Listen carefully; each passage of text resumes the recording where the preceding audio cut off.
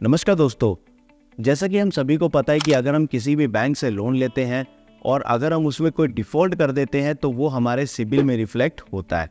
लेकिन दोस्तों, क्या आपको पता है कि कुछ ऐसे डिफ़ॉल्ट्स हैं जिसमें बैंक आपका लोन कंसिडर कर सकता है। अब दोस्तों, ये कौन कौन से डिफ़ॉल्ट हैं जिसमें बैंक आपको लोन दे सकता है और कौन से ऐसे डिफ़ॉल्ट है जिसमें बैंक आपको कभी भी लोन नहीं देगा। तो चलिए दोस्तों, आज हम इसी चीज़ के बारे में जानते हैं।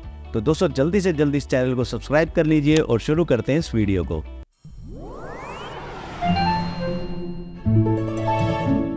अब दोस्तों, सबसे पहले बात करते हैं हम सेटलमेंट्स का। अगर आपके सिबिल में कोई भी सेटलमेंट है, अब दोस्तों सेटलमेंट दो तरह से होगा, या तो वो कोई क्रेडिट कार्ड का सेटलमेंट होगा या फिर कोई लोन का सेटलमेंट होगा। अब दोस्तों, क्रेडिट कार्ड का सेटलमेंट एक बहुत ही यूजुअल है क्योंकि क्रेडिट कार्ड का सेटलमेंट बहुत सारे सिबिल्स में हमें मिलता है। अब क्रेडिट कार्ड का सेटलमेंट किस तरह का है वो डिपेंड करता है। अब दोस्तों, मान लीजिए कि कई बार ऐसा होता है कि किसी कस्टमर को जो है क्रेडिट कार्ड जो है इशू कर दिया जाता है बिना उसकी इजाज़त के, और इस क्रेडिट कार्ड पर जो है क्रेडिट कार्ड कंपनी फिर ईयरली कुछ चार्ज भी करती है। और दोस्तों, इस तरह का क्रेडिट कार्ड किसी कस्टमर को इशू हुआ है और उस कस्टमर ने फिर उस क्रेडिट कार्ड की पेमेंट नहीं की है, जिसकी वजह से उसके सिबिल में सेटलमेंट दिखा रहा है, तो दोस्तों इस तरह के जो डिफ़ॉल्ट्स होते हैं वो बैंक यूजुअली कंसिडर कर लेता है। लेकिन दोस्तों, इसमें ये चीज़ देखने वाली है कि वो डिफ़ॉल्ट जो है वो कितने समय पुराना है। अगर वो 5 से 7 साल पुराना है तो बैंक आपके करंट जो है लोन को कंसिडर कर सकता है।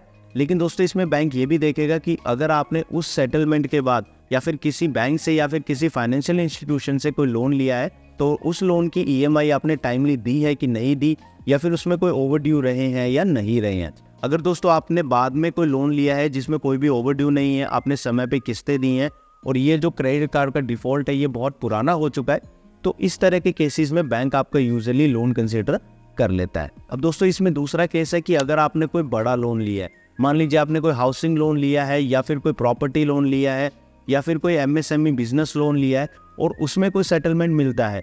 अब दोस्तों, इस तरह के सेटलमेंट अगर बड़े लोन में बैंक को मिलते हैं तो बैंक फिर आपका यूजुअली लोन कंसिडर नहीं करता है, क्योंकि दोस्तों आप पहले ही बहुत बड़ा डिफ़ॉल्ट एक बैंक के साथ आप कर चुके हैं, तो बैंक उसके बाद जब भी आपको कोई लोन देगा दूसरा तो उसमें वो घबराएगा। अब दोस्तों, दूसरे तरह के सिबिल डिफ़ॉल्ट आते हैं, वो आते हैं विलफुल डिफ़ॉल्टर।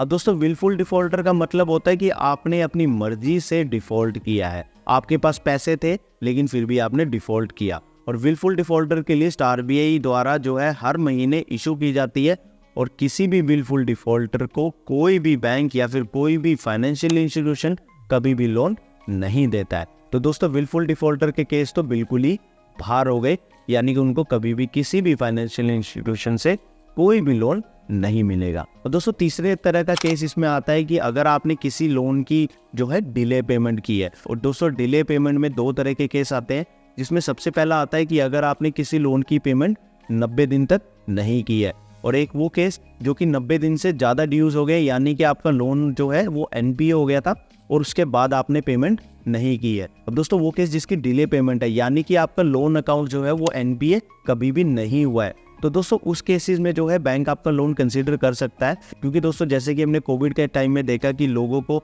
बहुत ही मुश्किल हो गई थी कि वो अपना ईएमआई जमा नहीं कर पा रहे थे क्योंकि उनका बिजनेस रन नहीं हो रहा था, या फिर कुछ कस्टमर्स का जॉब लॉस भी हो गया था, तो जिस वजह से जो है कस्टमर्स को डिले पेमेंट हुई थी। तो दोस्तों, उस केस में बैंक आपसे सिंपल एक लेटर लेकर कि आपकी किस वजह से डिले पेमेंट हुई है, और बैंक आपका फिर लोन कंसिडर कर सकता है।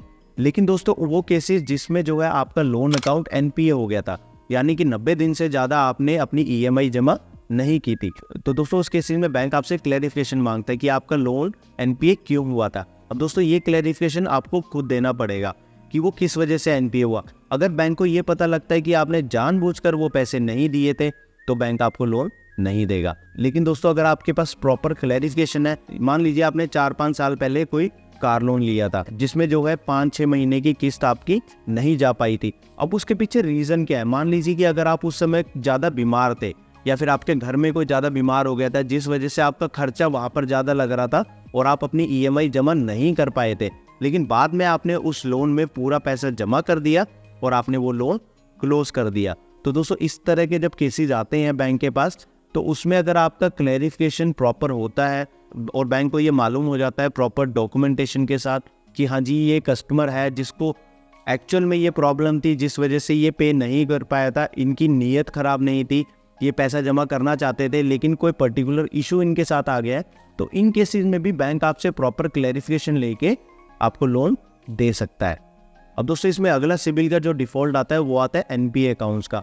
अब दोस्तों अगर आपका कोई अकाउंट है जो एनपीए हुआ है और अगर वो ओपन है अभी तक अकाउंट, तो बैंक आपको कभी भी लोन नहीं देगा। लेकिन अगर आपका कोई अकाउंट है जो कि एनपीए हुआ था कुछ समय पहले, अगर मान लीजिए 1-2 साल पहले एनपीए हुआ था, फिर आपने जो है वो लोन अकाउंट जो है बाद में क्लोज कर दिया और अब आप चाह रहे हैं कि आपको नया लोन मिल जाए, तो उस केस में बैंक आपको लोन नहीं देगा। लेकिन अगर कोई लोन अकाउंट आपका बहुत समय पहले का है और आपका वो लोन एनपीए हुआ था उस समय में और वो बंद भी हो चुका है आज के तारीख में, और उसके बाद आपने कुछ छोटे मोटे लोन और भी लिए हैं जिसकी ईएमआई आपने समय पर भी जमा की है, तो इस केस में बैंक आपको लोन दे सकता है। लेकिन बैंक का डिस्क्रिप्शन है कि वो आपको लोन देगा या नहीं देगा। तो दोस्तों ये सब था सिबिल डिफ़ॉल्ट के बारे में।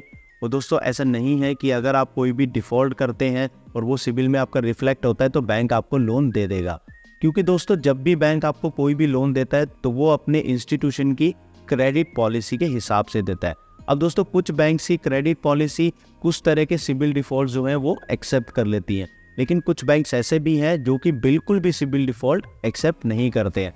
तो दोस्तों ये डिपेंड करेगा कि किस बैंक में आप अप्लाई कर रहे हैं, और उनकी अगर क्रेडिट पॉलिसी ये कहती है कि वो आपके सिबिल डिफ़ॉल्ट को एक्सेप्ट कर सकती है तो ही वो बैंक आपको लोन देगा, अदरवाइज़ वो बैंक आपको लोन नहीं दे सकता है।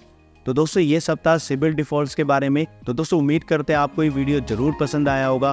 तो दोस्तों इस वीडियो को आप ज़रूर लाइक करें। आप हमारे टेलीग्राम चैनल के साथ जुड़कर आप अपनी क्वेरीज वहाँ पर भी लिख सकते हैं। और दोस्तों इस चैनल को आप ज़रूर सब्सक्राइब करें और इस बैंकर दोस्त के साथ हमेशा जुड़े रहें। धन्यवाद।